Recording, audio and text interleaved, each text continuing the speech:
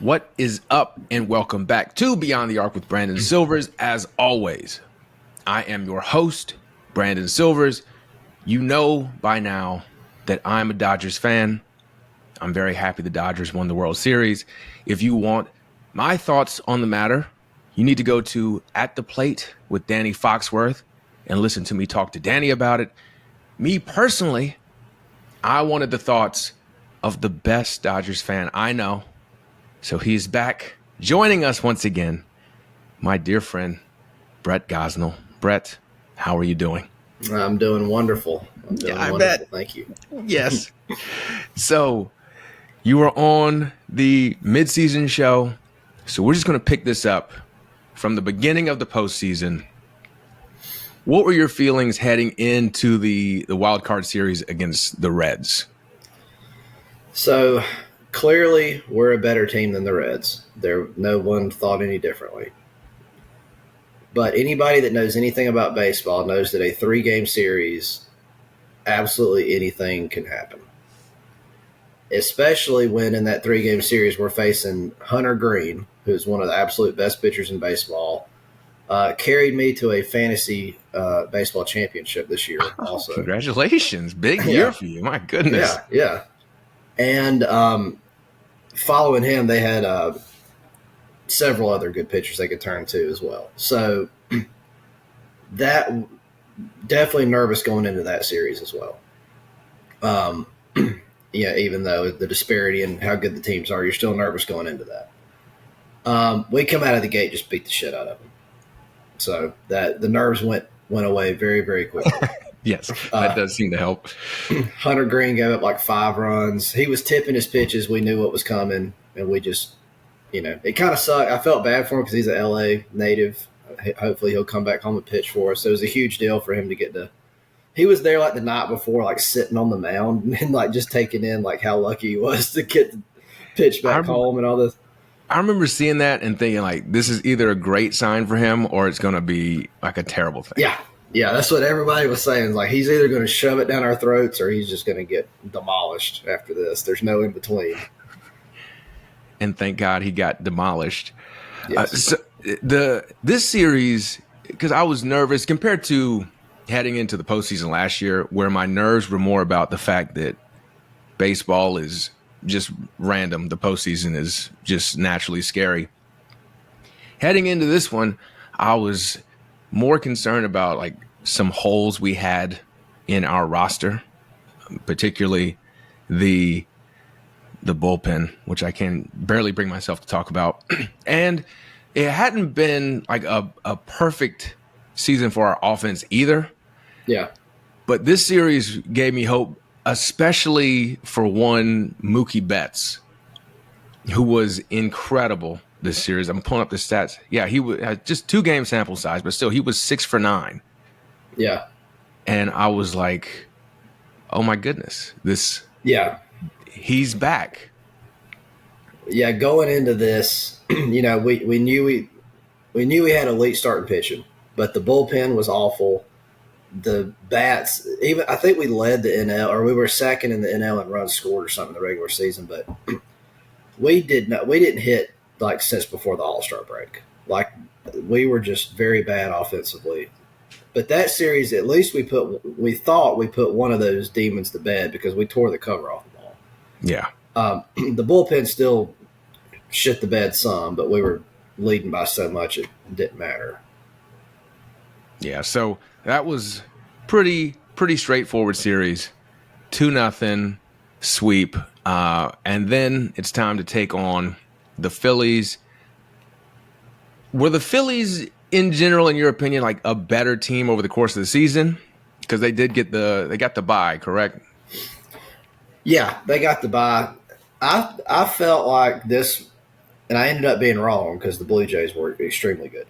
But I felt like this was analogous to what happened last year, where the best team we played was the Padres in the 5-game divisional series. And that was really the World Series, because whoever won that was probably going to go on to win it. That's what I was thinking about this series. I said the Phillies, they've got elite starting pitching. we know the hitters. I mean, Schwarber, Harper, bullpen not great, but they have John Durant, who might be the best closer in the game, so the bullpen's fine. So I thought this is really the World Series right here. And I honestly, I was like 50-50. I didn't know if we'd win or not. Wow. And yeah. Now, so because that was another one, game one of that series, I feel like did not start particularly well. Shohei on the mound, they got out to a 3-0 lead, and then finally in the 6th inning, the offense broke through. Teoscar Hernandez homered. Speaking of tipping pitches, yes, he so Teoscar was at the plate, and Andy Pages, I believe, one of his few offensive contributions of the entire postseason. Yes. He saw that he saw what you could see into the pitcher's glove. The way he was holding his glove, he was just revealing his grip to the guy on second, and Pages did it, signaled to home, and let Teoscar know a fastball was coming, and he didn't miss it. I think that was Andy's only time on base in that series too, because he's only got a hit, doesn't have a walk at all. Yeah, he ended up walking it off though. Because he dribbled the ball back to the pitcher in game 4. So you've played in that situation. What is it like when you're this poor pitcher and you get the ball hit to you and okay, if the run scores, it's over, but you got the catcher pointing to first? How fast is that moving? Because it looked terrible. It looked terrible to be in that position. I mean, I've pitched and all, but I've never fucked up that badly. So I don't know what it's like. No, that's great. This fucking loser. What is wrong with him? That's terrible. Lizardo? Oh my gosh. No, that wasn't Lizardo. It was Kerkering. Yep. Yeah. Lizardo was he took the loss. But yeah, Kerkering, what a clown. Yeah. He could never, the Landrum Little League, I tell you, he would never have stood a chance. Yeah, I don't know. I mean, I've never been in that exact situation. If I had, I've fielded the ball properly. I've certainly never done anything like he did. That's great. Clearly what happened, obviously the runner's coming home. If he scores, he wins, but you get the force out at first. It doesn't matter. So clearly the play was at first. And he booted the ball and for whatever reason just assumed. I guess he knew Pages was fast. Pages is a very fast runner. But he just assumed without looking where his catcher was pointing, he just assumed the only play's at home now. Because that's where he's closer. That's the shorter throw, So that's what he did. He just panicked and figured that's where he had to go. And even if he made a good throw home, I'm not sure he gets him. But I know that if he throws to first, he gets him. When he picks that ball up, the runner's not even halfway to first yet. The replay was brutal for him because, it was. I could have made the play at first. Yeah, it was just not even close. And what a hilarious way to end that series for them. I don't. Yeah, you're right. That was a good team, and I did think very good. I thought it was going to go the distance, and I'm glad it didn't. But that's just very funny. And so then heading into the NLCS, was there any concern about the Brewers who, I feel like we've been hearing about all season, how great they were. But you, as someone who would never fuck up as bad as a Phillies reliever, were you at all concerned about this team? A little bit. They beat us. We played them 6 times in the regular season. They beat us all 6.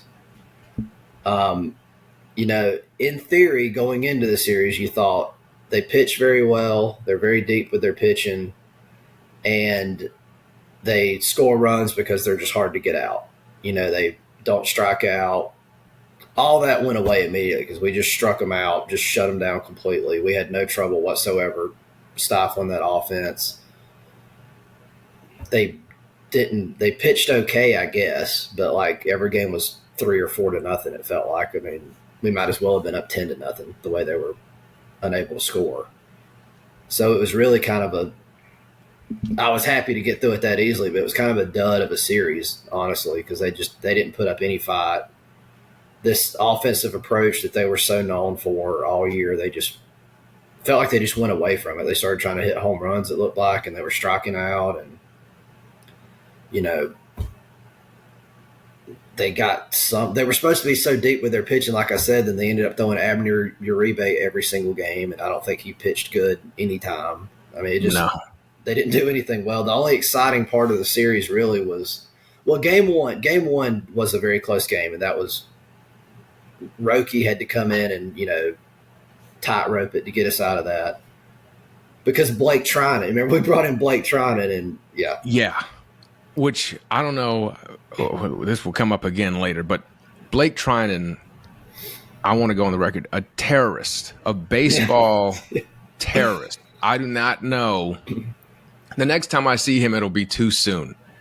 Because anytime we were in the game and it was close, like this was 2-1 game, it ended up being. And the Dodgers obviously won. When Blake Trinan comes in, you feel like you're down 3 runs immediately. Yeah. Like, that guy stinks. Yeah, he immediately loaded the bases, and we had to bring in Roki to get out of it. But after that, it was smooth sailing. Really, the only exciting game was when Shohei had what was probably the best postseason performance of all time in Game 4 to complete the sweep. Which is funny to say that, because you could say that about there's a lot of Shohei games. There's a couple here that we could talk about, but he has another one that's in the running too. But this one, I'll try to go off the top of my head. It was 6 innings, shutout, 10 strikeouts, 3 home runs. And you think he might have even had a double or something in addition to the 3 home runs. I think he was 4 for 4. 3 for 3, they walked him. Oh, they walked him the rest of the time. Okay. Finally, yeah. Okay. After the 3rd home run, they were like, this is a bit much. Yeah. So, this performance, which is oddly taking a back seat to everything else that happens later. How would you even begin to explain this to someone who doesn't follow baseball? I couldn't even begin. I mean, football's the only comp you can make because the players don't play both ways typically in football, right? Like, basketball and soccer and hockey, they're already going both ways. But football, I mean, I guess it's like a quarterback throwing 5 touchdowns, or probably maybe even more, 3 home runs. That's probably worth like 6 touchdown passes, 500 yards passing, and 2 interceptions and 15 tackles. I don't know, a couple sacks. like a Peyton Manning, Ray Lewis hybrid. Yeah, exactly. Just unreal to even. We talked about it. It was like something that if a kid did that at the Little League World Series, they would talk about it on SportsCenter. But he's doing it against the best baseball players in the world. Yeah. Yeah, one of the announcers, Ron Darling, had a really good one. He said, I can't remember exactly what it was like, are we in Los Angeles or are we in Williamsport? Yeah, because that's what it was. Because just incredible, worth every penny. By the way, Shohei Ohtani. Yes, and we've already made the money back on him year 1. Yeah, for sure. Yeah, so I mean, major league players are they're so good. They're just so unbelievably good. And just look at our team, like Mookie and Freddie, how elite and guaranteed Hall of Fame they are. They're like not even on the same level as Shohei at all. Yeah. I mean, that's how good he is. He's just on a whole other level than what we thought was the top level. Just ridiculous. And I will say that Series 2 also featured a Yoshinobu Yamamoto complete game. Yeah. And if you know anything about what happens next, he's going to be a huge topic of discussion. So heading into the series against the Blue Jays, how does it work in baseball where you've got one team that is kind of sitting and hanging out, and you got another team that's in a battle of a series, does one favor the other? Because I know, like, in the NBA, the team that is playing typically can steal a game because they're like in a rhythm, they're coming up off all this emotion, and the other team has just been chilling, playing each other at practice. Is it similar in baseball? Yeah, absolutely. And it's probably even more of a disadvantage because, baseball is such a timing thing. But they had a stat. It was there was 4 times in history that scenario had happened where one league's team swept and the other league's team won a game 7.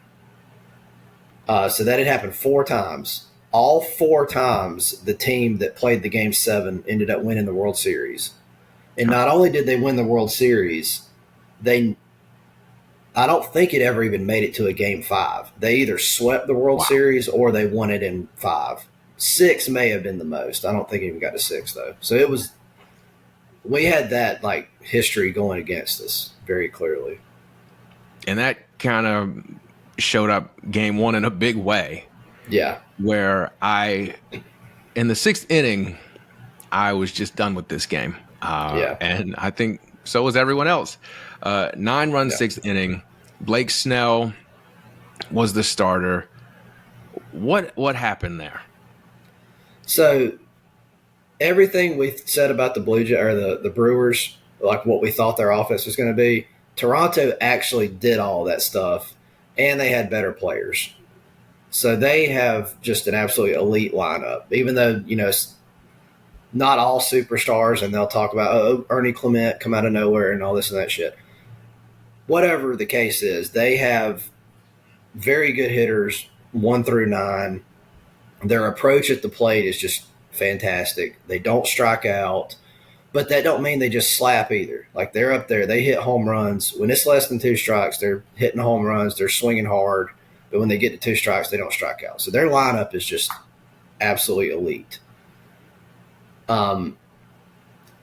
Blake Snell he couldn't find the strike zone that game. They were not going to chase, so they got him in good hitters counts. And when he did get 2 strikes on him, he couldn't put anybody away. So they they worked him to death, and then eventually got in the bullpen and scored 9 off of him.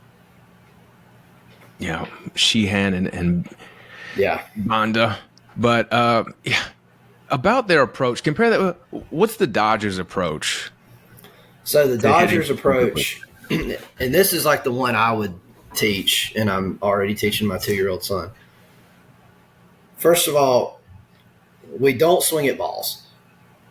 Like, I don't believe in spanking, but I'll spank him if he swings at a ball. We don't go out of the strike zone. The pitcher's got to come to us. We don't go to the pitcher. So that's first and foremost. You stay within the strike zone. You're patient.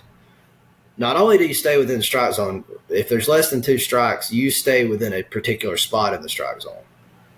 So even if they make a perfect pitch on the corner that's a strike, nice pitch, take your strike. Because we're not going to hit that, right? We're probably not going to get hit off that. So basically the philosophy is we're trying to draw walks. We're trying to make the pitcher throw a lot of pitches. But when we get a pitch, we do damage. We try to hit a home run. We try to hit the shit out of it. And then when there's 2 strikes, we'll worry about that shit later. But that's the approach. Contrast that with the Blue Jays. They're very aggressive early in the count. So they're not really trying to draw walks that much. Now, obviously, you never want to swing at a ball, but they're trying to hit the ball hard early in counts. And then when they get to 2 strikes, it's just we're not striking out. So it's kind of it's a more aggressive approach, I guess, and it's more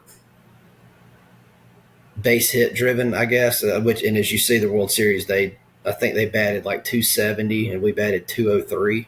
Yeah, but not to jump ahead, but you see how Game 7 went. We just hit a bunch of home runs. Yeah, and that philosophy we've talked about too, with like to try to hit home runs, and it's either homer or strikeout as a hitter. Yeah. To me, it kind of reminds me of 3-point shooting teams in basketball. where over a larger sample size, Yeah. that will work out. But if Yeah. you happen to go cold in a series, Yeah. you're in big trouble. Yeah. Is that a fair comp? Yeah, that is a good comp. I don't know if I really thought about that, but that is a good comp. But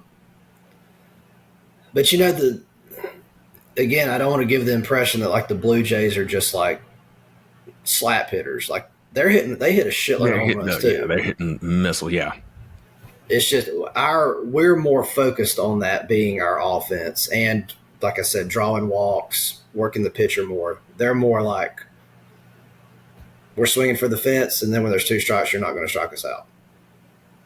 Okay, so and I want to talk about this other thing too, because this was the first Yesavage, is that how you say his name? Mm-hmm. Appearance, and that kind of goes along with what you said with they were like this ragtag team of underdogs versus the big bad billionaires of the Dodgers. Yeah. How much bullshit is this? Okay, so they have, and I'm not saying any of this, I'm saying all this as praise of the Blue Jays because I think teams should spend money and try. They had the 5th highest payroll. Their ownership group is worth like $19 billion. That's about triple what the Dodgers ownership group is worth. So in theory, they could spend more. It's like Rogers Entertainment or something. It's like, I mean, essentially they've got the whole damn country, you know. So they're a big market team. And they tried to sign Shohei. I think they offered him every bit we did. They gave Vlad $500 million, as they should. So like this idea that, I mean, everybody was complaining about baseball being broken and teams just buying wins. They probably wouldn't have said that. They probably would have been happy if the Blue Jays won.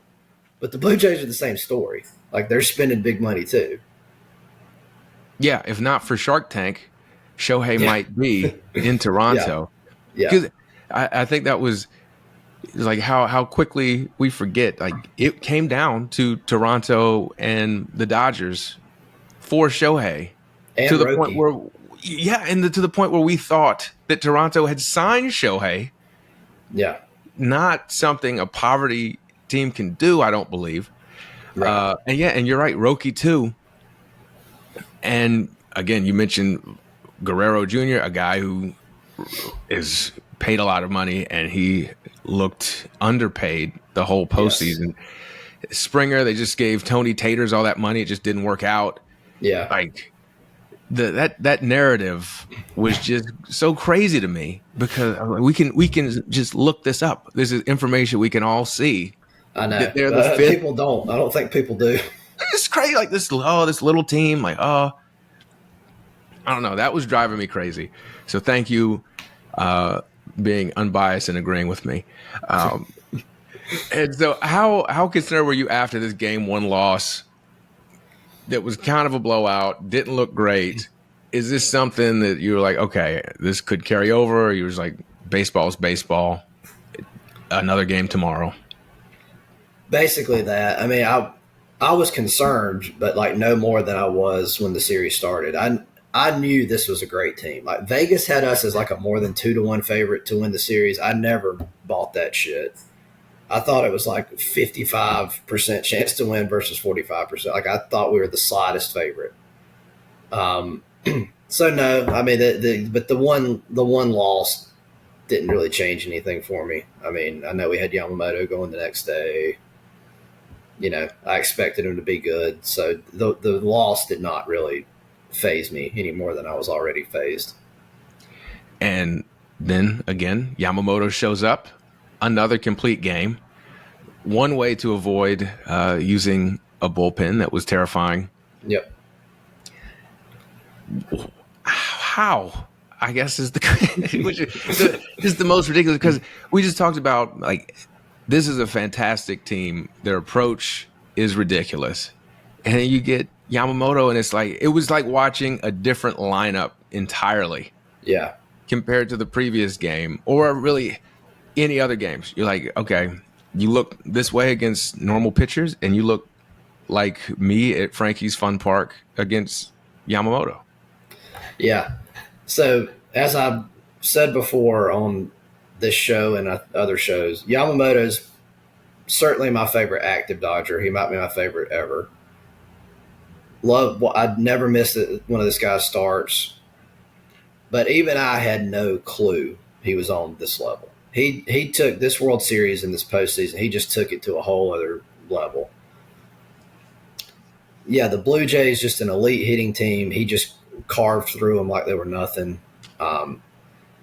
He's – and this start wasn't even remotely close to what we're going to discuss in a minute as what was most impressive about him this series. I mean, he's just unbelievable. But he's a control pitcher. Like, he's got to hit his spots. He's not like Glass now. He just fucking pour it in the strike zone and they'll miss it. Like, he's got to hit his spots.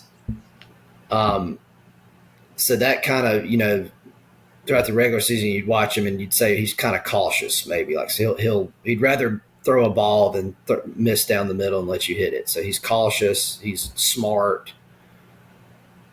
But this World Series, man, he was just a buzzsaw. Like, I feel like he attacked them.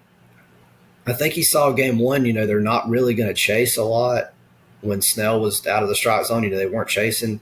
So he was just like, fuck it, I'm throwing strikes and we'll see what they can do with it. And they couldn't. They could not do anything with it. No, that was going back to what you're saying, like definitely my favorite pitcher to watch, because aesthetically, like, his motion, there's something about his pitching motion that, like, just is really satisfying to see. It's like very compact. Like, he's throwing darts. Perfect. And that's exactly what he does, because you've seen the javelin stuff. Like, his warm up, he never touches a weight. He never lifts weights, but he strengthens himself by throwing javelin. He's got these like javelin things with like pads on the end of them, and that's what he does, like, before games and, like, in his off days. He's out in the outfield throwing these javelin things. I saw him warming up with long toss, and just nothing, throwing it from foul pole to foul pole, just like it was just. And he's little. He's not a big dude. They say he's listed at like 5'10", 170, and they say people that are actually around him say there's no way he's even 5'10". He looks he does look smaller. Yeah. But it shows you that, like, he throws 97, touches 99. Most people that throw that hard are, 6'4", 220. There's a lot of mass behind it. And he don't have any mass behind it. He doesn't lift weights. He don't have a lot of strength behind it. It's all about, like, flexibility, just like that quick twitch stuff, and just really just having everything in tune. Just having, like, every body part fires at the right time. His body is just so optimized. So he can create 99 out of just a tiny frame. It's incredible. It's ridiculous. So I've already got Rocket working on some stuff, and I'll be shipping him to your house pretty soon. So heading to LA, we've split 2 games in Toronto. How do you feel going back to LA at this point? Fine. Again, just still feeling like it's a 50-50 series. I know that Toronto is great. I know that we're not hitting the ball well at all.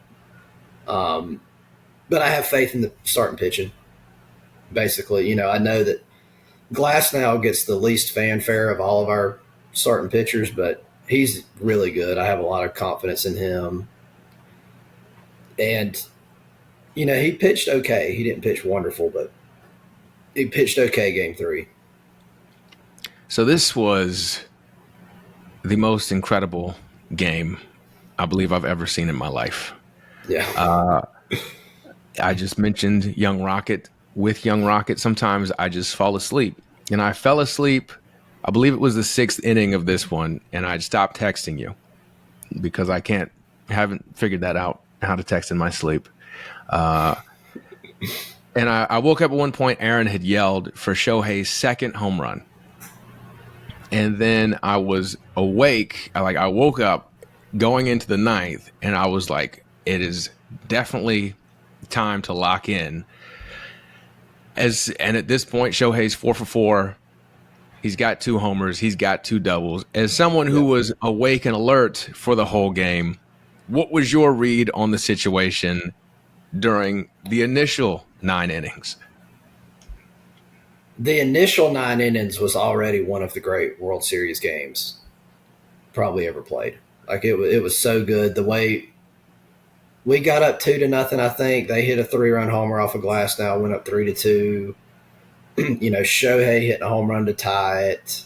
It was already just back and forth, high drama. And then they played a whole other game. They played another game, and so in 2018, we played an 18-inning game that we won on a walk-off solo home run at Dodger Stadium. And even I fell asleep during that one.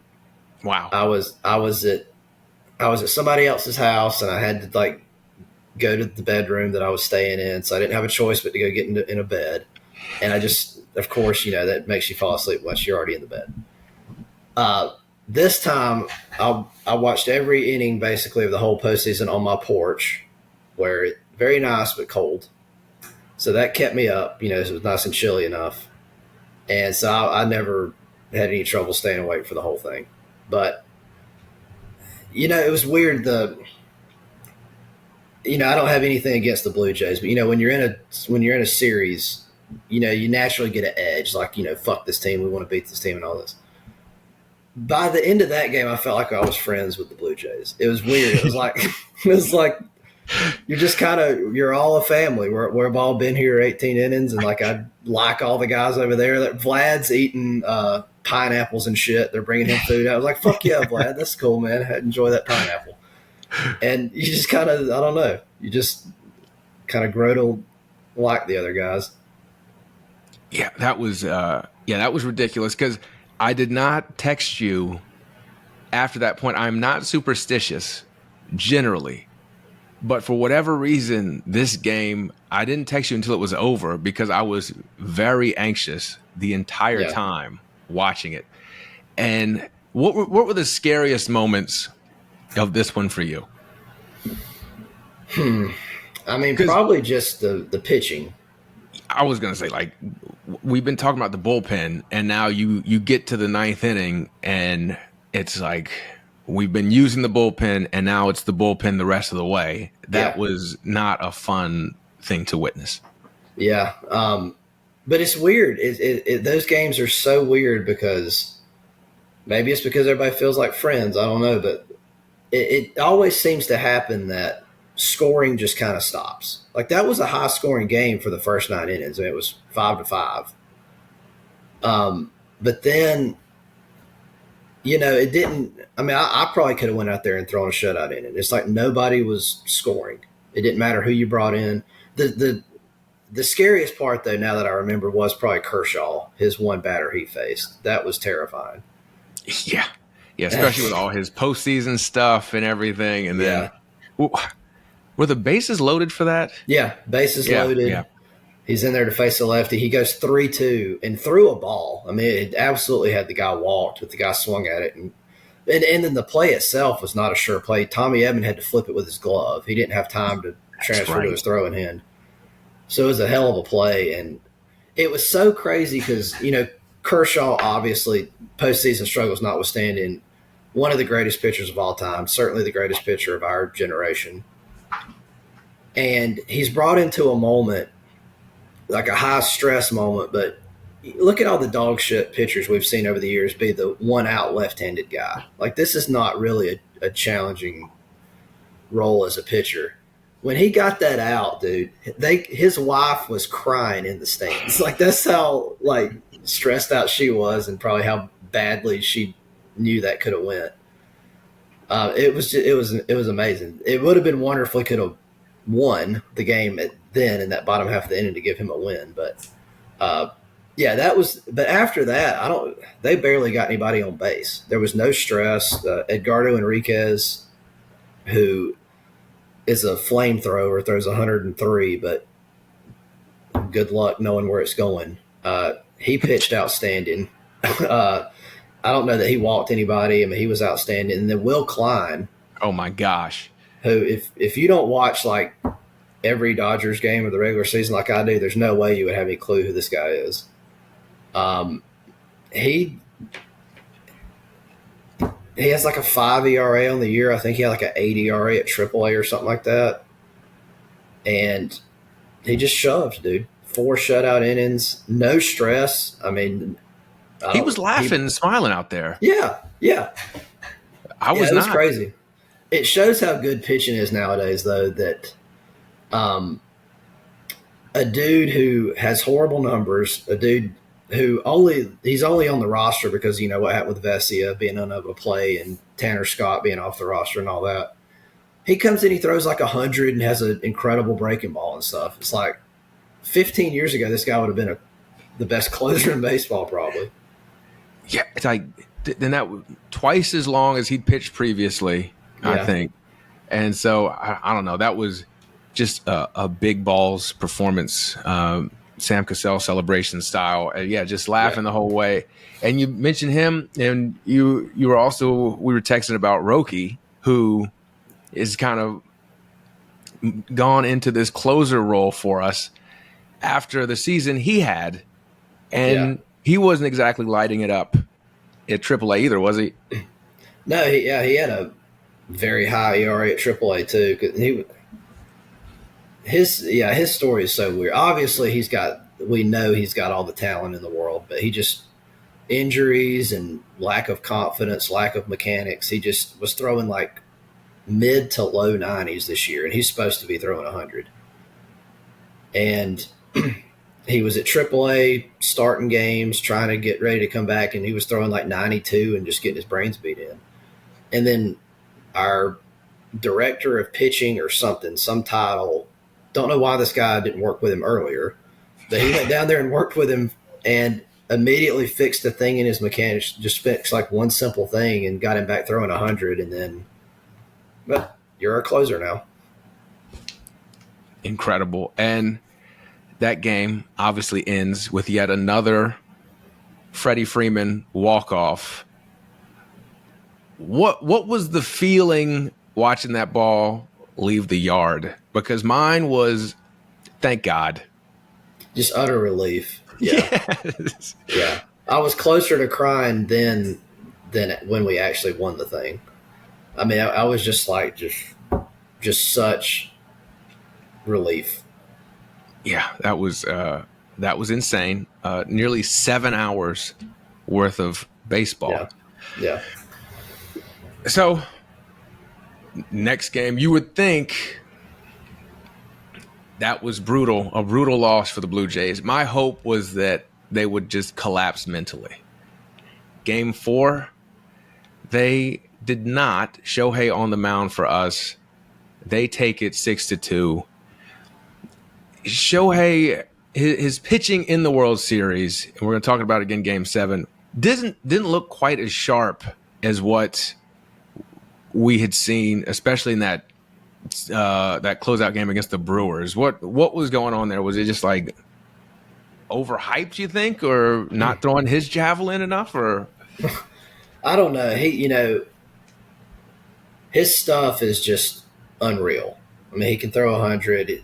He's got like 5 different off-speed pitches that are all just elite. But he's not a control pitcher. You know, he's going to walk some guys. He's certainly not a command guy where he's hitting spots like Yamamoto.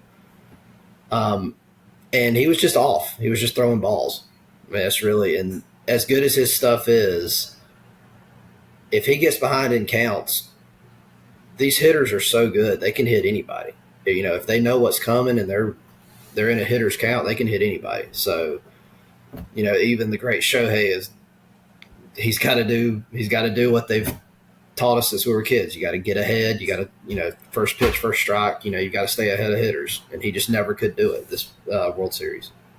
And that was also the bullpen comes in to take over for him, and everything fell apart there too. We didn't give him any help. Yeah. As far as getting out of that inning. But even earlier in that game, Guerrero Jr., another home run. That guy, I love watching him play when he's not playing the Dodgers. Yeah. And just incredible. So, you know, the idea that because they were talking about this before the broadcast even went off on Game 3. Like you were saying, how mentally shattering this is for the Blue Jays. I never for a second thought that. Like, I just don't think that. I think it's probably overrated in sports in general, but certainly baseball. You just bounce back and you play the next day. You know, like these guys can just flush what happened. Like college football, week to week, the emotions matter. But other than that, like I think all that's kind of overblown. Is this because it's basically a sport of overcoming failure? Baseball compared to I guess, everything else. It's individual. You know, it's really an individual sport. So you're really just going up there and you're just taking your at bat. You know, my team might all be in disarray and shit, but I can still go up here and get a hit. You know, and I don't know. It's individual. It's like so skills based, and it's just there's just not a lot of emotion in it as a player, I guess. You know, like certainly the emotion it evokes in fans is like nothing else. But yeah, as a player, it's just you're doing a job. Everybody's doing a job, and I never had any hope that we've broke them now. They're not going to be able to bounce back from this. That was stupid. I was grateful that we won that game because if you're that close to winning a game, you have to go ahead and pull it off, you know, when you've used all that pitching and all that shit, especially us when, we saw what happened. We're an older team. We clearly didn't bounce back and play well the next 2 days. So that was huge for us to win that game, the 18 inning game, but it was not like that was going to put a nail in the series or anything. How much of Dave making the bullpen choice that I've criticized here, going to Banda and Trinan, I believe, after Shohei let people on base, how much of that do you think was just a result of, all right, we burned everyone up. Yeah. We just kind of might have to punt on this game and hope for the best moving forward. Yeah, Trinan was really – he had pitched the night before too, but yeah, he was just one of the few that was available, honestly. I'm pretty sure he pitched in the everybody pitched in the 18-inning game. So, but I think he only threw 1 inning. So, you know, that he didn't have a choice but to go with Trinan there. And do you think if we had lost the 18-inning game and we're down at that point, do you think Dave maybe tries to do something else bullpen-wise? I don't know. That's a good question because I don't know that he had a choice, even so, you know. That's true, yeah. So I don't know. And I think he's still kind of – I think a little bit of him – he's really huge on trusting his guys. And Trinan was so good last postseason. Yeah. He was just so good. It's hard. I get that it's hard to not keep trusting him, you know, but to me, he'd done plenty to where his trust was gone. And thankfully after, I don't think he touched another ball again after this game. I'm pretty sure. So I think this finally broke the trust because he was making pretty good pitches and they were just banging. They weren't just getting hits. They were hitting them off the wall, dude. Clearly he had nothing. This was something we had talked about with Tanner Scott. This is when I knew that Trinan was in trouble because it was the Yamamoto no-hitter. And Tanner Scott came in the announcer was like, that's just a pretty good pitch. And you were like, well, if he's making pretty good pitches and they're doing that to him, then maybe we shouldn't see Tanner Scott anymore. Right. Yeah. Yeah, if he's making bad pitches and they're hitting it, we can say, hey, maybe we can help you make good pitches next time. But if you're already making good pitches and they're hitting it, I don't know how I can help you. Yeah. And going back to the 18-inning game, what was your thought when you see Yamamoto get up to go warm up? I'm glad you brought that up because I was in the I guess the 17th inning, whatever inning it was where Klein had thrown like 2 or 3 innings at that point. They asked Dave, not on TV, but apparently somebody asked Dave and they tweeted about it. They asked Dave, who are you going to next after Klein? and he said a position player. Yeah. And I was just furious. I mean, I was like, I'm not going to fucking be a Dodgers fan anymore if y'all do this shit. I was so mad because it's like, this is a World Series game, dude. Like, throw any starter in there. Like, if they blow their arm out, it doesn't. Like, this is the World Series, dude. You have to be willing to sacrifice everything for this. And I was just beside myself mad. And then, you know, as soon as I've reached my peak of anger, I see our starting pitcher who pitched the previous game up there warming up, and I was like, okay, you know, at least we've got somebody, you know, that's willing to lay it on the line, and you know, and he would end up actually coming into a game in the same situation later on. Yeah, I'm glad we didn't get Kike Hernandez there as well. Because that might have been it for me too. I mean, you just can't do. I mean, if anything, you just let Will Klein pitch until you lose the game too. Like, and I don't know if Dave was saying that to try to motivate somebody to get up, and I don't know, but that there was no way you could in a World Series game you would just punt it like that when you're already that deep into it. And I mean, shit, I've pitched back-to-back days and shit. I mean, I didn't. You know, you just do it, bro. Like, not that my arm means anything, but, like, still, you've got to be – for a World Series, I mean, you know, you got to be willing to blow it out and risk your career and stuff. Because what's your career for to get to this moment, right? Completely agree. Yeah, that was I remember they said that on the broadcast, and I was like, he must have just been bullshitting or something because there's just no way. There's no way. Yeah. So thank God it didn't come to that. All right, Game 5, we get Snell, Yesavage again. Going into that, like Yesavage, I wasn't super impressed with him. He's like a good player, young player, big stage. But personally, I'm feeling all right heading into this game. Yeah. And then you immediately advised me to start teaching Rocket a splitter. Yeah. Because that motherfucker was lights out. And Blake Snell gives up 2 homers immediately. He was the opposite of lights out. Let's start with Snell. What happened with him in that one? So, very easily explainable. Game 1, he was just missing the strike zone and getting behind hitters, and that's what beat him, right? That's what we said. He decided that shit is not happening again. I'm going to attack the hitters. And that's what I wanted him to do. I was screaming at the TV from the first pitch, like, go after these motherfuckers. And the Blue Jays knew that's what he was going to do also. First pitch, the guy's swinging for the fence because he knows he's getting a fastball. He hits it out. Even then, I'm yelling at when Vlad comes up. I'm yelling. Vlad was the second hitter, right? Yeah, that's right. I'm yelling like, "Fuck it, attack him too. We've got to attack," and he did, and another home run. And then after that, he settled down and pitched great. But you know, you've already got down and all that. But that was just a thing of.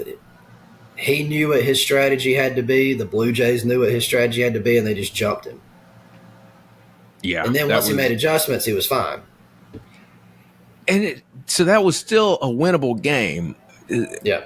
But then you got on the other end Yesavage, and you got him dealing. But also, how much of that was, okay, the splitter is obviously a very hard pitch to hit. It's a great pitch. And he is on today. But then the offense had just fallen asleep pretty much too. So what do you think was the bigger factor? Was this kid being great or us being terrible or closer to the middle if you want to bring nuance to a sports show? I think I'm giving all the credit to Yesavage. Yesavage. I keep saying his name wrong, but he just got here. Who cares? He was bad. He was very bad game 1, and we did not capitalize on it. And obviously, you know, we gave up 11 runs. It wouldn't have mattered if we hit him anyway. But he was very bad game 1. This game, you know, I know that he's good. Another person who helped me win a fantasy title was Yesavage. I picked him up as well. Wow. We got to get you a GM job. I know. I had Yamamoto as well. So, Who are you playing against?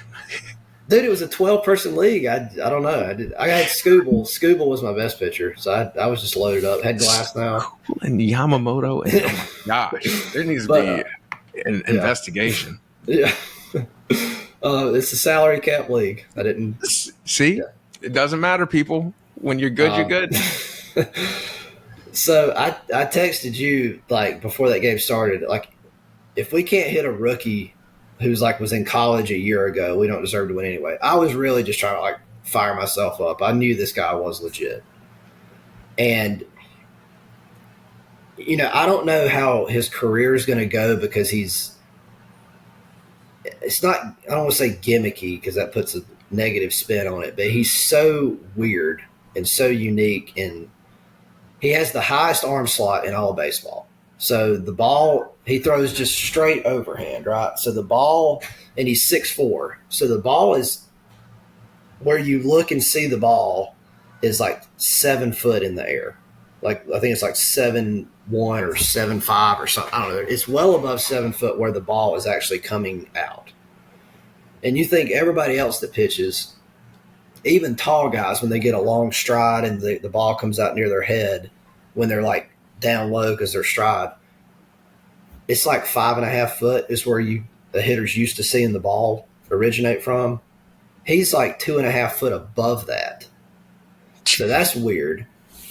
So the ball's like coming out of the sky, and then his pitch mix is just perfect for that because he throws the slider that drops straight down, and then it'll like drop straight down and go this way a little bit. Then the splitter drops straight down and goes this way a little bit. So he's got the perfect repertoire to complement his weird delivery.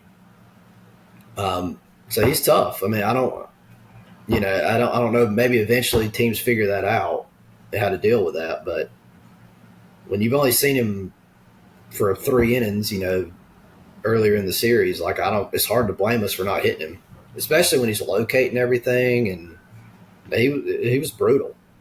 Yeah, it was just, I cannot imagine going from East Carolina to that. Yeah, I know. That is ridiculous. This was also the game, I believe, that Dave made a lineup change for us and had Will batting second, drop Mookie down to third. Yeah. And then put in Alex Call. Yeah. And sat Pajes. Yeah. What were your feelings about the lineup change? Were you like, because I was kind of begging for, I felt like Mookie has not really been Mookie all season. He's shown some flashes here and there. Yeah. And so getting dropped down to third, I was like, you know, that's good. But maybe we keep going a little bit, see if we can get a little further down in the order for Mookie. Yeah. I didn't have any great opinion on Alex Call other than Andy Pajes had not hit a baseball in what seemed like years. What were your thoughts on that move? It had to be done.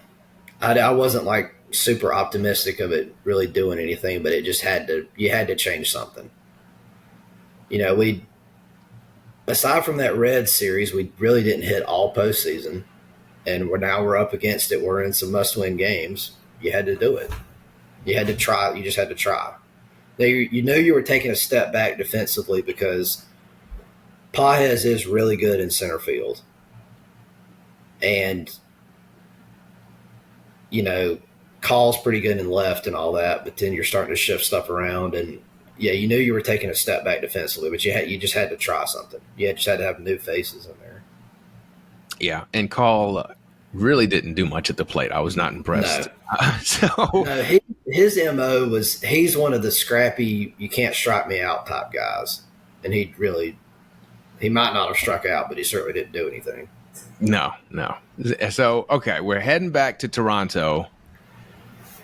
They're a game away from winning. Yamamoto is getting the start. How scared are you heading into game 6? I mean, I know we're not the favorite to win at this point because we've got to win 2 and they've got to win 1, but I still feel pretty good because, like, how many times have we won 2 games in a row all year? You know? I know we're going to have the edge in pitching. The fact that it's on the road, like that might be a bigger deal in basketball and stuff, but like Yeah. that's not a huge deal in baseball. So I mean, I wasn't super concerned. I didn't expect to get another amazing start out of Yamamoto. I just felt like he just can't keep doing this, and he did. He did. How shocked were you that he came out in the sixth? Like he did not come out to pitch the seventh. I would have left him in. Yeah, I couldn't believe it. Do you have a theory on why that may have been? Like, why did he come? Because Dave notoriously, like you said, trusts his guys. Why do you think he might have taken Yoshi out at that point? I can't remember exactly what was going on in the game, but I remember thinking I would agree with taking him out here in a vacuum. But in the context of I know how bad our bullpen is, I didn't want to take him out.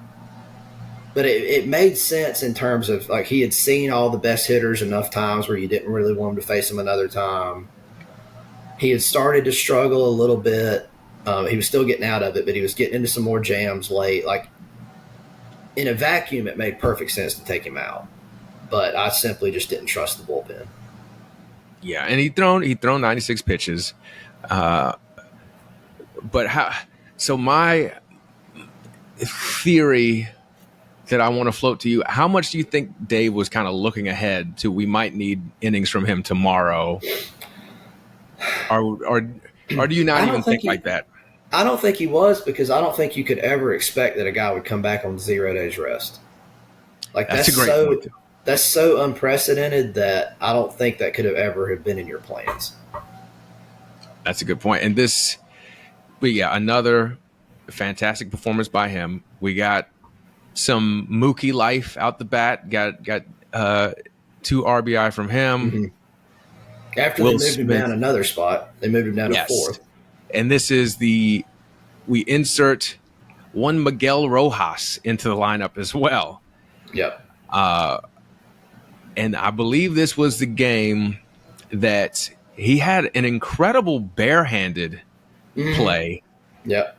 And he did it in a way that I was like, this is only a play that a man who is in his middle age and speaks Spanish would make this play like this with such confidence. Yeah. And I don't even remember what inning it was, but I was just like, we were yelling on the couch about it because it was just so smooth and just no panic. It was so cool because, like, it was, I wouldn't use the word smooth. I would use the word, it was like so focused. Like, yes. You know, a lot of times these really great defensive players, which he certainly is one, they'll look so smooth and effortless with everything they do, like Trey Turner and Key Brian Hayes and them guys. He was like fucking just like grabbed the shit out of that ball and was like laser focused and like shot it to first. I mean, it was like a middle-aged dude kind of play, man. It was like something you might see like on a softball field with a bunch of guys playing competitive softball. I was like, Miggy's different. And I mean, he won, and Dave brings him into the game. He makes that play, and then he makes the play that ends up winning the game. The double, the doubling off of that second base, and you're already saying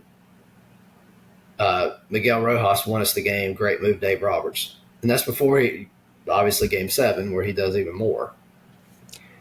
So how loud did you yell? Because this is where I started losing my voice. Bottom of the 9th, they get 2 on. Let's go back, because this is where I started to turn on Toronto fans. Because I saw a lot of talk online about the lodged ball ground rule double. Yeah. I have not seen a more textbook example of a lodged ball ever in my life. Like, that is not saying you've had to have like played baseball to know. I'm certainly not one of them people, but if you've played ever, you know that when the ball gets stuck somewhere, you do this. Like, I mean, they teach you that when you're like 6 years old. So everybody mad about that just doesn't understand the game. That's just what you do. It was just a heads up play. Shout out to Malden High School, the man who just Dean. He Justin Dean, right? Yep. Yeah. Okay. Uh, yeah. He went to Malden High School and he made that play. Yeah. Just very great play. Kike was also yelling, throwing his hands up. Yeah. And it is what it is. It does not matter if the man can pull the ball away. It's about like stopping the momentum of the ball. Right. Everyone was like, well, he just went and got it. Like, you don't need the jaws of life to get the ball out for it to be a large ball. It's just a large ball. Like, that was ridiculous. But then it is second and third with no outs at that point, and Glass now comes in to face Ernie Clement. And as great as Clement was the whole series, a pretty weak pop out for him there. And I think it was on the first pitch too.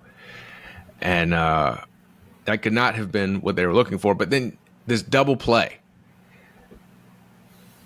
There was clearly some confusion from one Mr. Barger for the Blue Jays as to if Kike was going to make the play. When you're watching on TV, do you think Kike is about to catch that ball when you see it come off the bat? I know he's got a chance because he is really good left fielder. He gets really good jumps. So when the ball's off the bat, I'm like, tense. But I'm expecting to look up and see Kike close to the ball, about to lay out for a dive to try to catch it. And he's just there with no trouble whatsoever. That surprised me how easy it was. I believe they said like they had like a 20% catch percentage or something like that. Yeah, I think I saw that too. He was just there, just routine. His story of that play is just unbelievable. He, in two different post-game interviews, I say that because Kike would, if anybody would just make some bullshit up, it's wild-ass Kike. But he said it two different times, so I do believe him. He said that the crowd quieted down right as that pitch was coming in. That allowed him to hear that the bat broke. So that lets him know it's going to be weak contact, right? And he starts sprinting in as soon as he hears that the bat has broken. And he's already playing in more shallow than he should be because he's just forgoing his little defense alignment card because he wants to be in even closer to try to throw the runner out at home. So all this is happening, and then he loses sight of the ball. He said the whole time he did not see the ball because it got lost in the lights. But he felt like, it's the World Series. I've been hitting like shit, so I'm not contributing that way. If I get hit in the face with the ball, whatever, it is what it is. So he just keeps on running in, and then he finally gains sight of it at the last second. And then obviously makes the heads-up throw to second, not a good throw. And Miggy Ro makes another unbelievable play to scoop it up. Addison Barger there. How big of a fuck-up was that? It was. It definitely was. And it sucks to take any attention away from like how amazing of a defensive play that was, but he shouldn't have even let that be an option. I'd never seen anyone on a fly ball do that, especially clearly he thought it was going to drop. But I feel like every time I've watched baseball, the guy on second, like everyone is holding to see what's going on if the ball is in the air in that situation. And he was just like, I'm just going to score the game-winning run in his mind.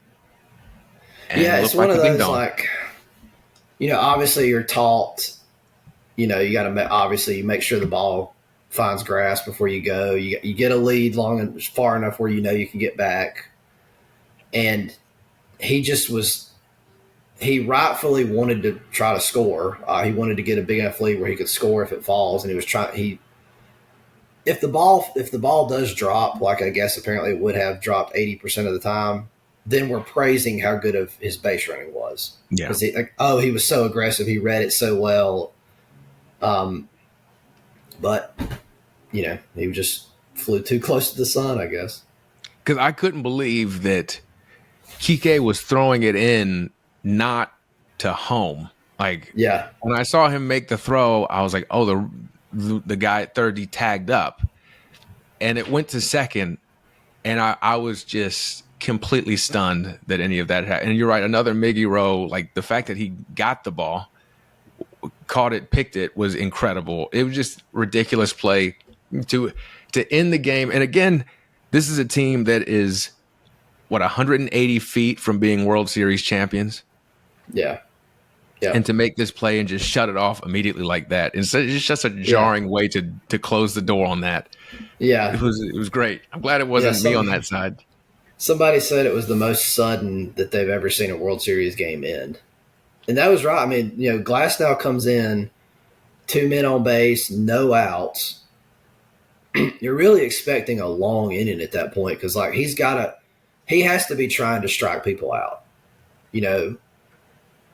Just to get out of that jam, you really need strikeouts. So you're expecting him to be doing that. And instead, first pitch pop up, 2 pitches later, double play. He's out of it in 3 pitches.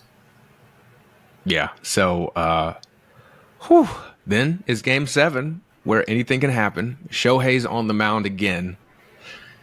And I feel like we were Shohei did not look very sharp. No. Other than his fastball, he was locating that. But everything else was just a struggle. Yeah. But he's making it work through 2 innings, and he's also pissing off the Blue Jays in the middle of it. Yeah. Because he's taking so long, allegedly, to warm up, and it's at the ump's discretion, I believe. Mm-hmm. And this is when I had a little bit of hope, just mentality-wise. You're looking for anything at this point when you're pulling for a team in a game 7. But I think I texted you that very weird for them to be concerned about this warm-up thing in the middle of game 7, especially like he was not pitching well. Yeah. What was that from Toronto? Was that just like gamesmanship on their end to try to rattle Shohei more? Because it did kind of seem like at a certain point Shohei was having a little bit of fun with it when he saw him complaining. Well, is that anything that really matters? I think it's just such a tense environment that anything's going to get you mad. I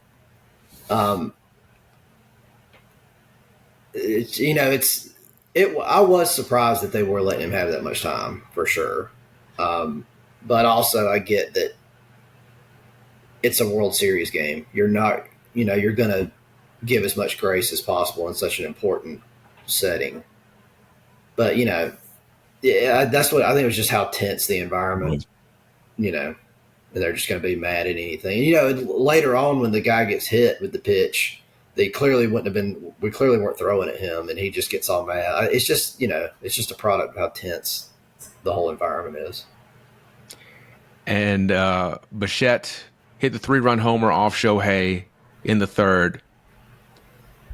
Why was Shohei out there in the 3rd inning? I guess is the question that I will ask you, because he clearly didn't have it. We have basically every arm available. Why is he there? It's just more of trusting your guys, top thinking, honestly. And if there's any guy to trust, it's him, But, and I don't know that I would, like, in retrospect, and even at the time, I was thinking he probably shouldn't go out there for the 3rd. But it's tough when the guy's that big of a superstar to not put the ball in his hand. I give Dave a lot more leeway on that, just because, he feels just bigger than baseball. It feels like, how do you not put the ball in this guy's hand? But, baseball just don't work like that. Like we talked about, it's, Shohei played great and everything the whole postseason, but like friggin' Miguel Rojas is the hero. And if the Blue Jays had won, like it would have been Ernie Clement was the MVP. You know, like baseball is just always like that. It's always the unheard of dude that steps up. So, you know, to just say, oh, we're going to let our superstar take it the whole way, or you know, we're going to let him go as far as possible just because we believe in him, despite the evidence that he doesn't have it. You know, baseball just don't work like that.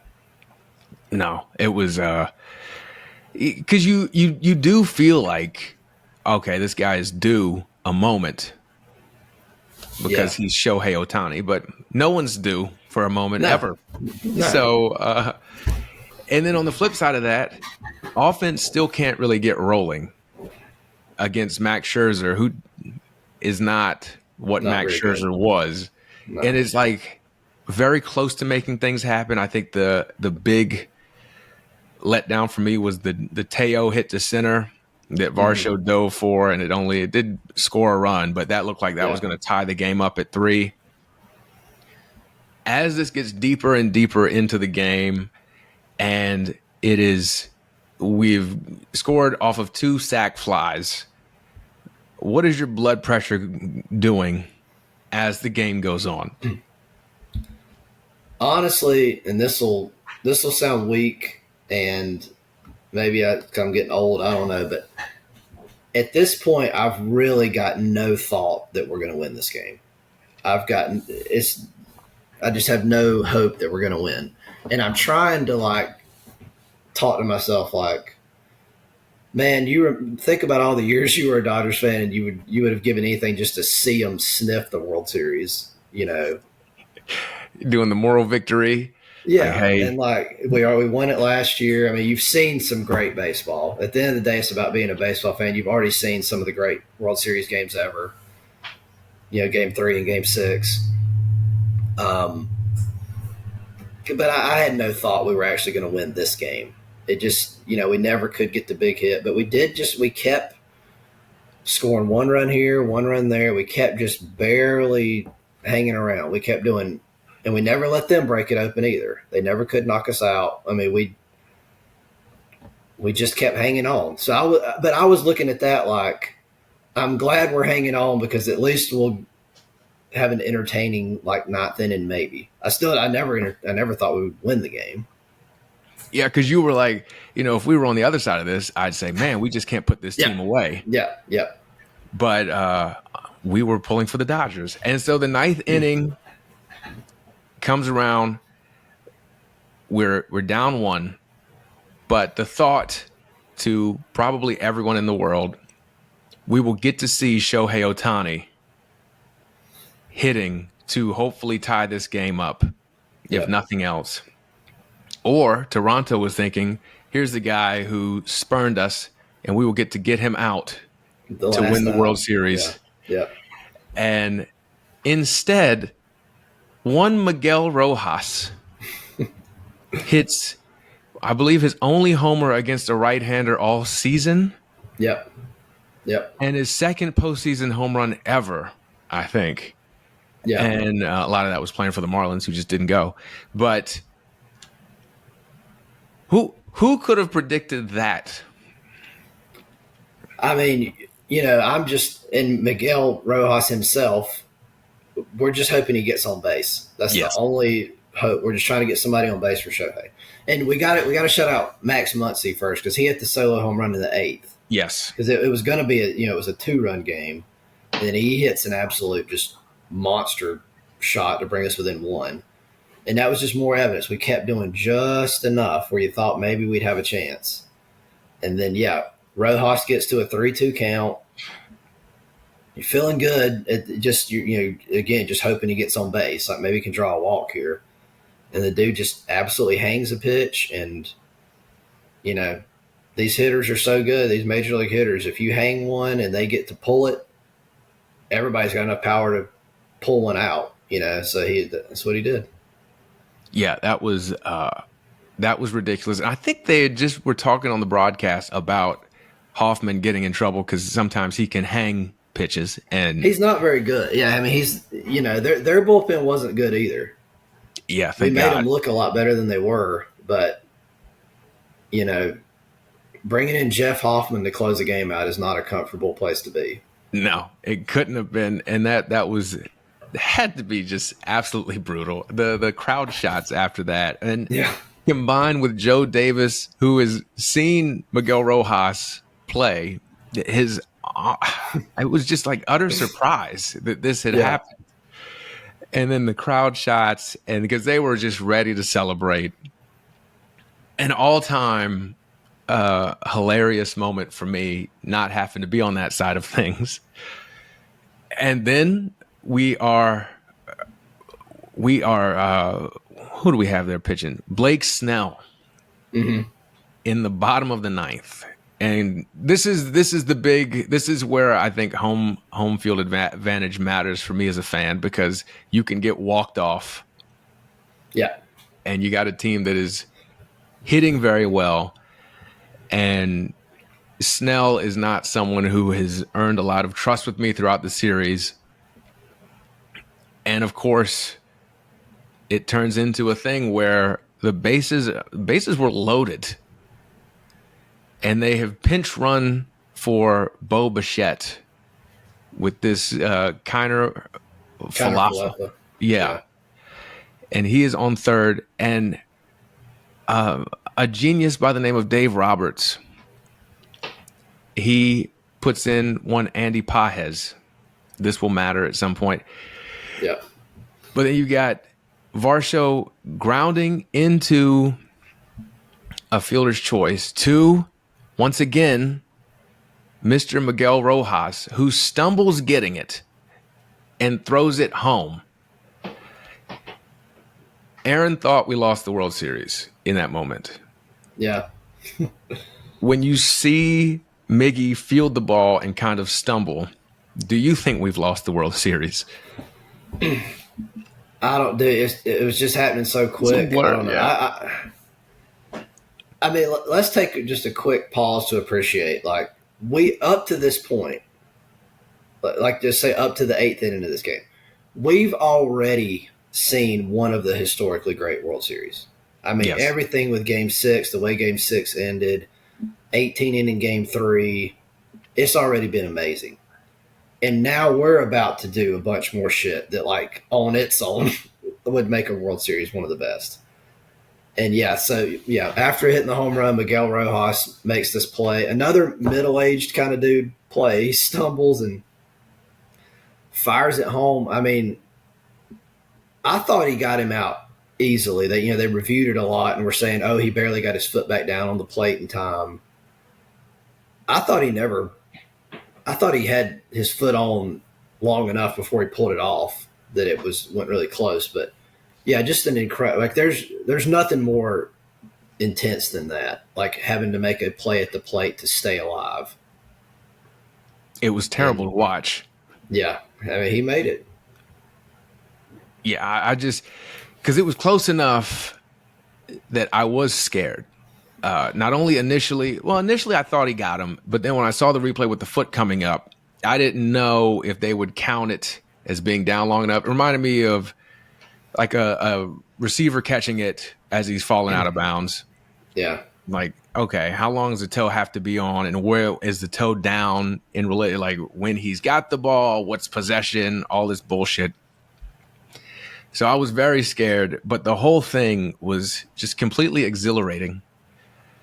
And I don't even know. I just had never seen anything like that, because you're right. It was just another middle-aged man just stumbling around in the infield, but then throwing a fucking laser to gun down a man at home. And I was it was like, oh, there's still some athletic baseball player in there. But then the worst part is that there's still someone else coming up to hit. And it is the World Series. Was this the Pajes play? After that was Clement flying out. No, that was the 10th. 11th. Yep, that was the 10th. So that's right. Clement came up and flew out. This was a struggle for me on Danny's podcast too, because there were so many important plays, and now they're just all jumbled.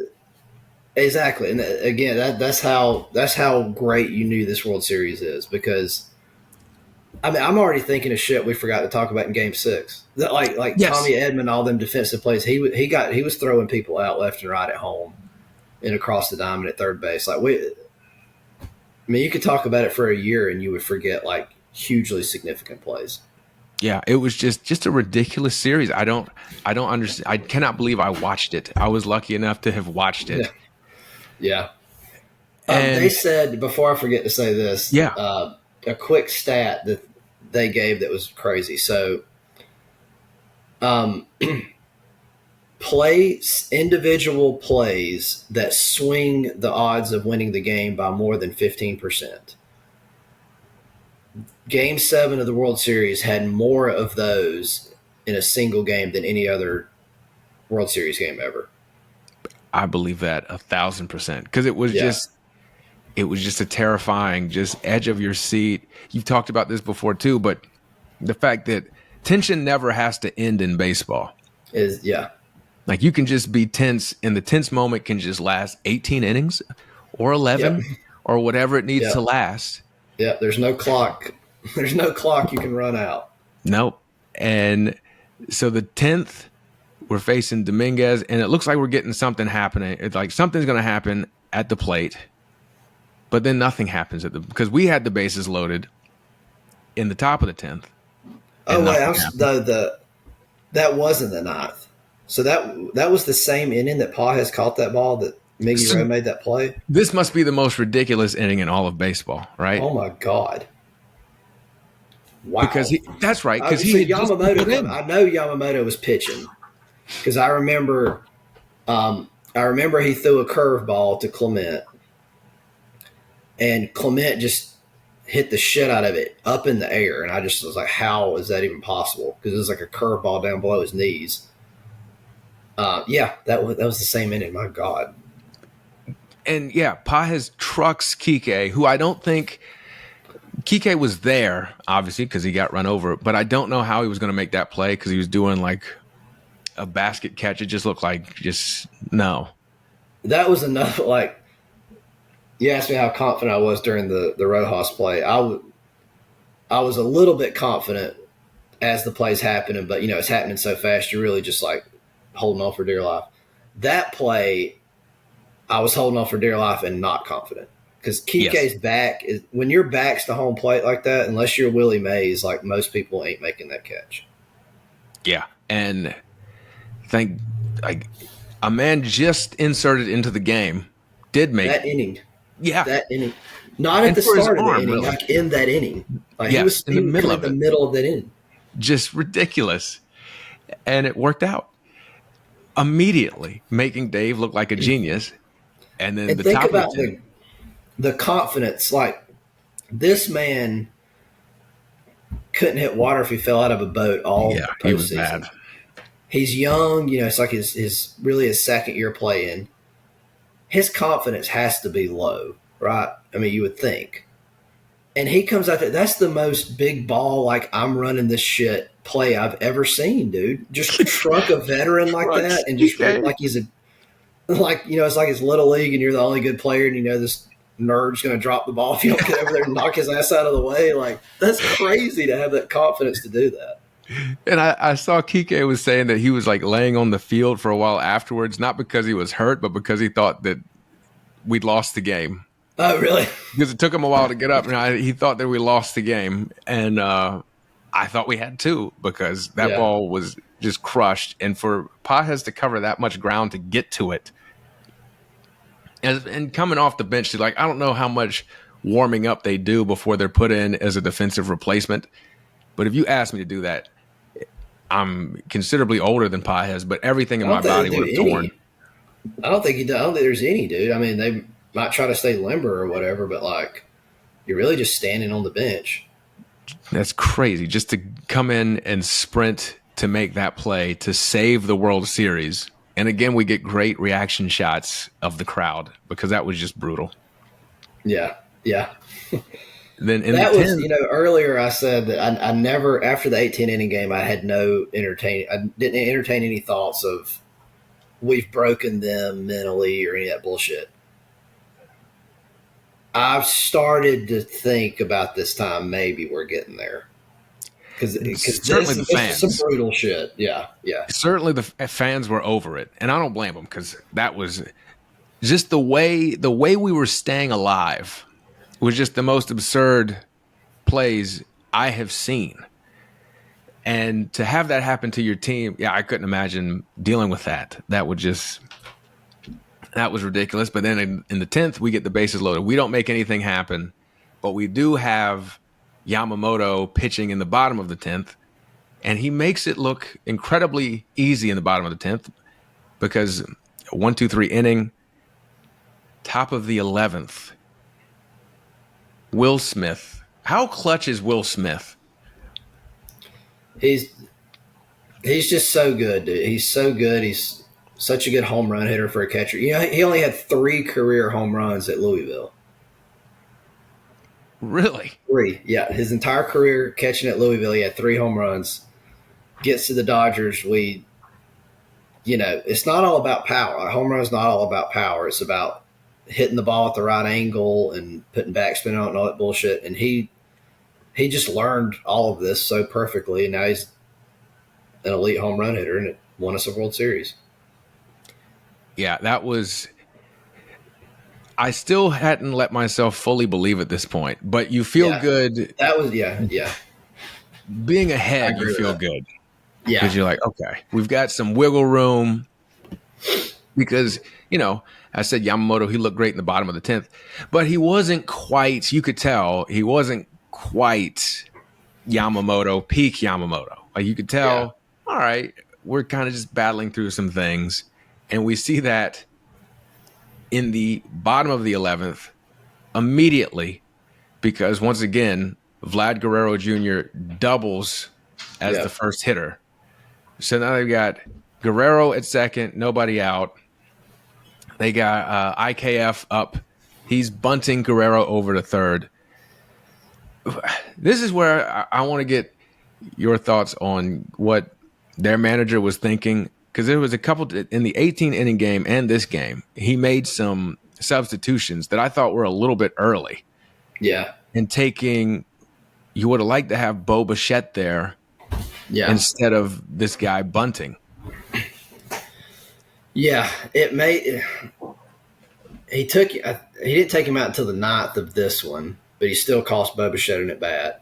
And in the 18th inning, I think he took out Bichette in like the 6th or something like that. So he played the vast majority of the game without him.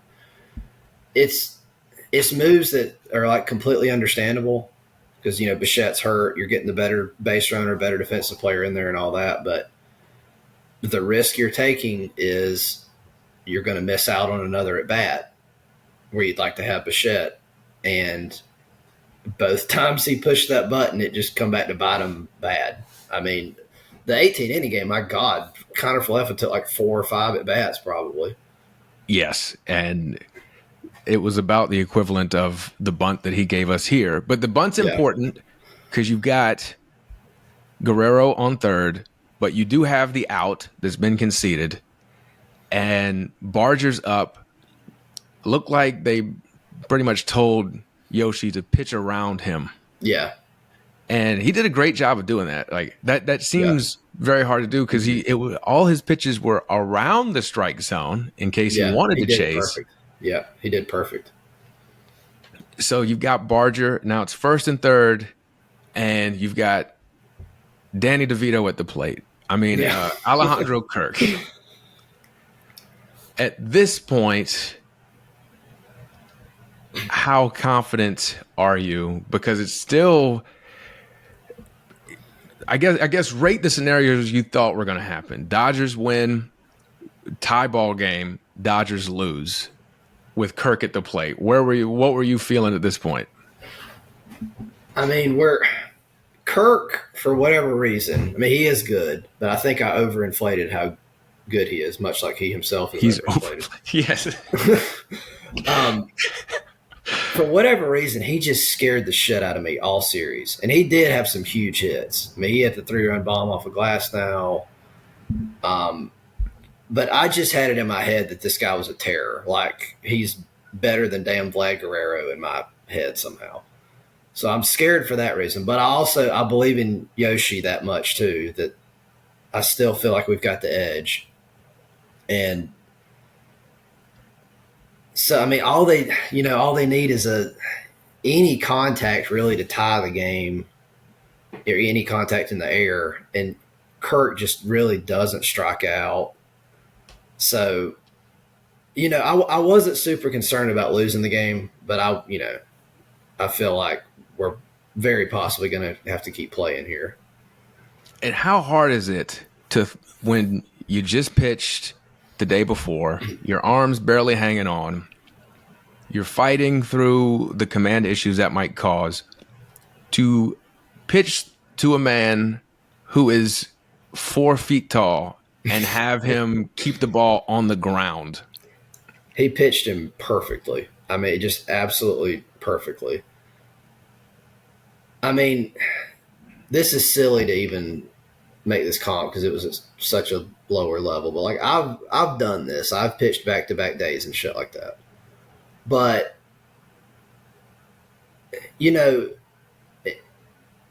when you're in the game, I don't think your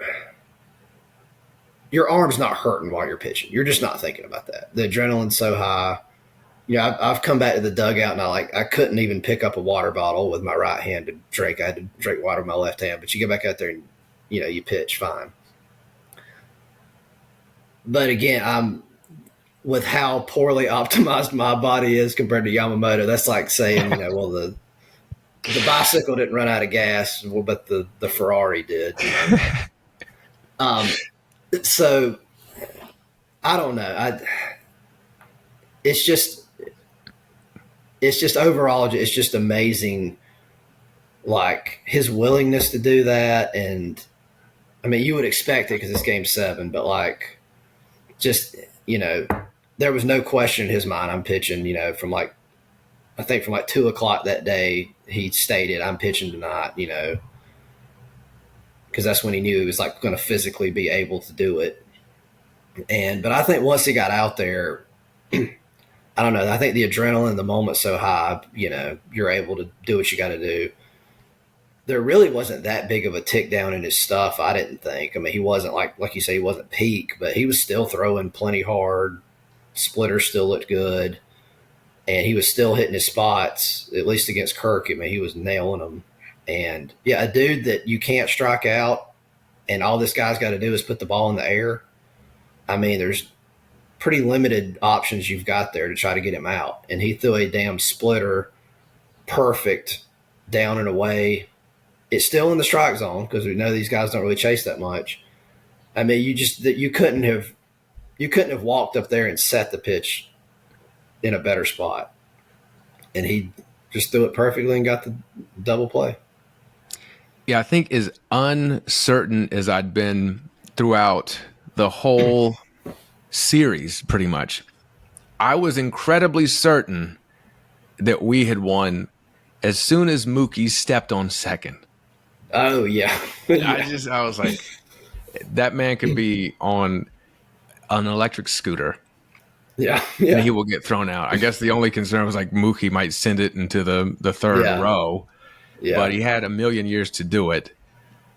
And that's where I blew out the rest of my vocal cords. So just talk about, I don't know, your feeling in winning a second World Series and watching that happen. I mean, I'm just really right now, my main emotion, I'm just in awe of the performances. Like it hasn't even really set in like how special it is to win 2. And I know a lot of people go, oh, you're the Dodgers, you win it every year, you spend all this money and bullshit. Like I was a fan when the damn parking lot owner from Boston, Frank McCourt, owned the team and they didn't spend any money. So like this shit is very special. I mean, we won the last one in 1988 until we won it in 2020. Like we went a long time. We got cheated out of a World Series in 2017. Just absolutely fucking cheated out of a World Series. So like this shit is very special. But like at the moment, like I'm in awe of Yamamoto and like I mean, we just, I love baseball so much, and I love the history of the game. And I've seen history, dude. I mean, Yamamoto, that is one of the best performances ever in a World Series, what Yamamoto did. Miggy Rojas, that's one of the great moments ever. One of the great, unknown player coming out of nowhere and doing something. That's one of the greatest examples of that ever. Ohtani, he had really one great game in the World Series, but like I witnessed the greatest player ever to play this game by far, no debate, no question. He's the best man ever to step on a baseball field. I watched him win another World Series and have two of the greatest postseason games ever. I'm just like honored that I got to watch these players do this shit, man. Which game was better in this World Series, the 18-inning game or Game 7, and where do they rank in terms of your greatest sporting events ever? Game 7. I mean, Game 3, 18-inning was incredible, but like a lot of that extra innings chunk, really nothing happened, to be honest. Like nothing happened, and it's still dramatic when, one thing can win the game. So it was still dramatic, but not a lot went on, honestly. Game 7 was a close game where shit was happening. They were throwing people out at the plate, trucking people in left field to make catches, double plays. Real quick, Mookie. I got to mention Mookie of my players I'm in awe of.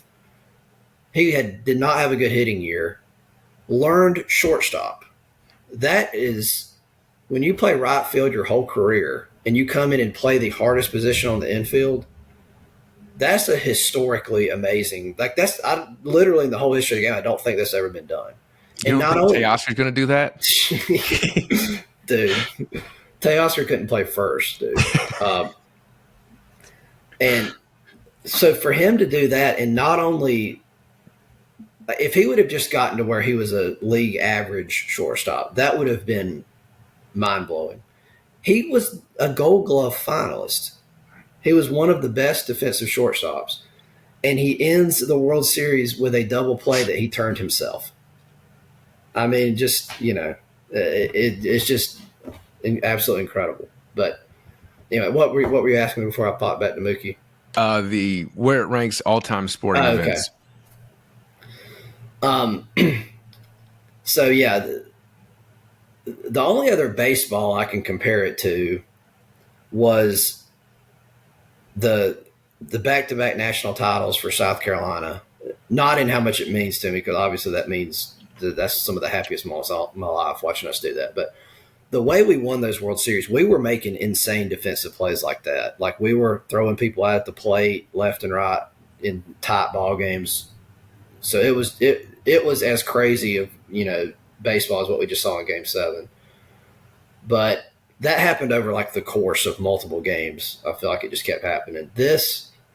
For all this shit to happen in one game, the drama, we hit 3 home runs. I mean, like there's nothing, like that's the quintessential peak sports moment is a home run, right? Everybody think that's like the ultimate sports moment is hitting a home run. And we hit 3 of them. Muncy in the 8th, Rojas in the 9th, and then Smith in the 11th to win it.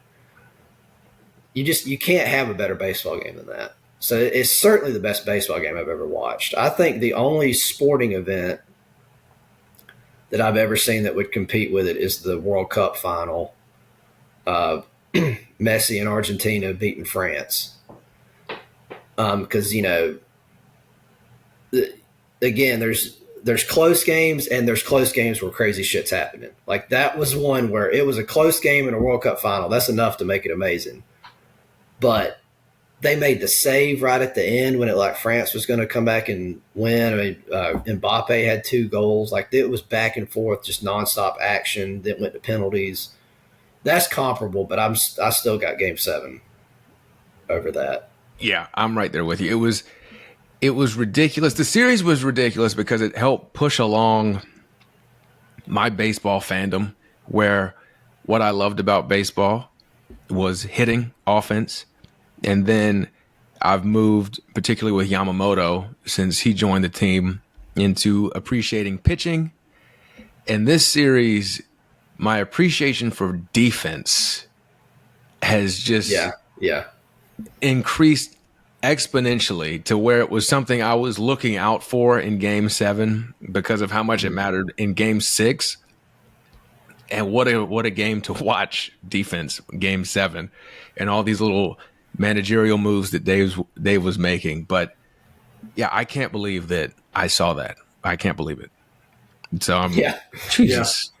I know. I texted somebody during the game, like, I think as it was going to extra innings, I was like, it's at the point now where I need to just be happy that I've witnessed one of the best World Series games ever played. Like, I'll never forget this till the day I die, regardless of if we won or not. You still would never forget it.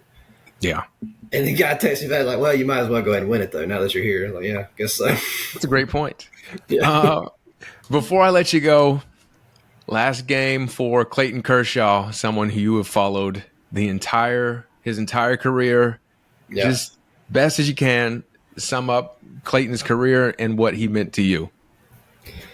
I remember his first ever start. I mean, I remember watching that like it was yesterday against the Cardinals. Pujols hit a double off the wall against him. So, yeah, I watched his whole career. I watched him. He was just a fastball, curveball guy. He learned that slider, and that's what changed him from like a great pitcher to a Hall of Fame pitcher. He's just – I've never seen anybody more dominant. You know, it almost got like boring because it was like every start he was going to shut you out or give up one run in the regular season. The postseason struggles, like, that's a real thing. Like, he really did take a step back in the postseason, but there's so many variables where it's not just as if he's not a clutch player. Like, early in his career, we had no bullpen. We had no offense. Like, the team was not very good when we were making the postseasons his early years. So they had to leave him in games longer than they had to. And he'd give up runs in the 7th and 8th. And you'd be like, oh, he's not clutch. Well, like, if we had any bullpen, you'd be talking about how great his 6 shutout innings were. In 2017, he pitches his ass off, has an amazing World Series. We're going to win, I think it was Game 5 on the road. And then they start hitting the shit out of him, and you're like, oh, well, he's choked again. Then a couple years later, you realize, oh, they were banging trash cans and cheating as well. So you can't rightly blame him for that, you know. And that is well documented now that, like, that particular game, even like that, it is documented that game they, you know, were doing shit. So that you can't blame him. And then later in his career, you know, like, he was awful against the Diamondbacks 2 years ago, for instance. Gave up 6 runs in the first inning or whatever. He was hurt. Like, he was injured, and he shouldn't have even been pitching, but we literally had nobody else, so he went out there injured. That's a testament to, like, how tough he is and how much he loves the team. So, like, I give him a huge pass on all the postseason struggles for all those reasons. And as great of a pitcher as he is, like, not that I know him personally, but everybody just talks about, like, how good of a dude he is. And you do see it when, like, last year he wasn't even on the roster. And he was, like, the happiest person when we won the World Series. You know, he truly just loves the team. And then this year he gets 1 out in the whole World Series. Doesn't give a shit. And I'll end this, another crazy story from that Game 7. He is warming up to come into that game. So, you know, Kirk's at the plate, first and third, like we said, 1 out. He's warming up. The next guy up is Varsho, I'm pretty sure. And that's not the lefty he faced, the one batter he got, but that's another lefty that's pretty clear he's going to probably come in to face this guy. So he's warming up expecting that he's got the next hitter. We get the double play. He didn't know there was 1 out. So he thought he sees the double play happen. And then he goes back and keeps warming up. And the bullpen coach is like, quit throwing the ball. What are you doing? He's like, why? He's like, we just won the fucking World Series. So, it's just hilarious. He's still warming up and coming into the game. Oh, Clayton Kershaw. We also got to see his dad bod. Oh my, yeah, that was, yeah. I'm definitely in better shape than he is. So, well, this was fun. We probably could have spent a full 18 innings talking about this, but I'm very happy we won. I'm very happy I woke my son up to watch the end of it as well. And again, he will be coming to you to learn how to play baseball. Anything else you need to say before we leave? Nope. Broke teams that are mad at us, get your ownership to spend more. That's all I can say. Correct. All right. That will do it for another episode of Beyond the Arc with Brandon Silvers. Thank you for watching, listening, rating, subscribing, reviewing, and sharing. I will catch you later.